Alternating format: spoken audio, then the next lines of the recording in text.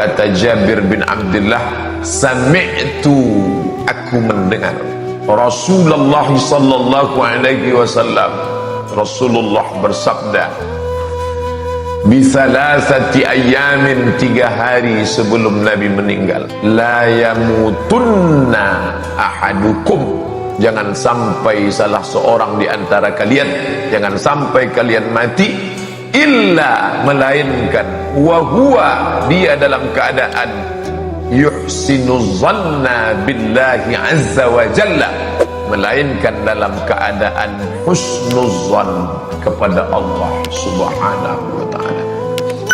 Apa itu husnuzan? Tawakku'ul jamil minallah, semua perbuatan Allah itu indah, itulah husnuzan. Di mana letak husnuzan itu? Fil qalbi, di dalam.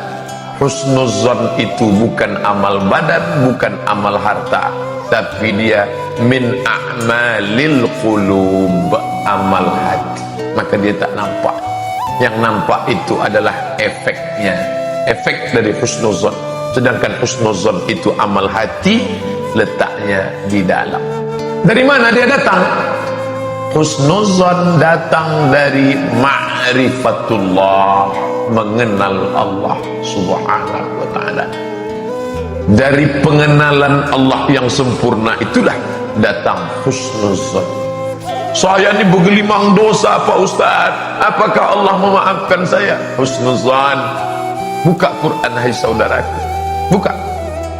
Apa yang pertama ditengok? Bismillahirrahmanirrahim. Allah menampilkan dirinya dengan sifat yang paling lembut. Bismillahirrahmanirrahim. Tidak diawalinya dengan Ar-Rahim. Bismillahirrahmanirrahman. Nah, kenapa Ar-Rahman? Bismillahirrahman, semua mendapat rahmat. Kafir dapat, yang menyembah batu dapat, yang menyembah kayu dapat, yang menyembah lembu dapat, yang menyembah hantu pun dapat. Subuh nih, siapa yang paling cepat bangunnya subuh nih, maka dia dapat rezeki, walaupun dia menyembah hantu, menyembah pokok kayu, menyembah lembu, menyembah batu. Rahman. Tapi ada yang hanya mendapatkan rahmat Allah dan ampunannya. Siapa itu? Ar-Rahim. Maka jangan pernah berputus asa dari rahmat Allah. La tayasu min rauhillah. Jangan kau putus asa dari rahmat kasih sayang ampunan Allah. Innahu la yayasu min rauhillah illal qaumul kafirun. Yang putus asa itu hanya orang kafir saja. Allah memaafkan silap saya Pak Ustaz. Allah memaafkanmu saudaraku. Semua botol kampur tua, bir, mix, Carlsberg, vodka, semua ku minum Pak Ustaz. Allah memaafkan dosa. Semua tempat judi, zina ku lakukan, Allah mengampunkan dosa. Husnuzan kepada Allah. Jadi Allah maafkan saya Pak Ustaz. Ya, kalau gitu saya tobat 5 tahun lagi dah Pak Ustaz. Apa beda husnuzan yang hakiki dengan husnuzan yang batil? Kalau dengan husnuzan itu bertambah kualitas iman dan amal solehnya, maka dia sedang dalam keadaan husnuzan. Fi'lul khairat wa tarkul munkarat. Apa beda orang husnuzan yang benar dengan yang salah Pak Ustaz? Fi'lul khairat, makin rajin beramal soleh. Wa tarkul munkarat, cepat meninggalkan yang mungkar, maka itu husnuzan. Tapi kalau sudah dijelaskan Ustadz dengan husnuzan, dia nyantai, kamu kenapa belum juga lagi sholat? Ah, kita husnuzan aja sama Allah. Allah itu kan maha pengampun. Itu bukan husnuzan, itu namanya maghrur. Mim, ghain, ra, waw, ra. Maghrur. Apa arti maghrur? Tertipu. Maghrur, tertipu dia dengan setan. Jadi hati-hati. Makanya sebelum baca Quran, idza qara'tal Quran, kalau kau baca Quran, fasta'iz billah, minta lindung kepada Allah. A'udzu billahi minasyaitonir rajim. Kenapa minta lindung pada Allah sebelum baca Quran? supaya jangan sampai menyelewengkan penafsiran Al-Quran. Peminum khamar tahu dia kalau dia sedang berdosa. Aku berdosa nih Pak Ustadz, sedang mabuk. Pecandu narkoba sadar dia sedang buat dosa.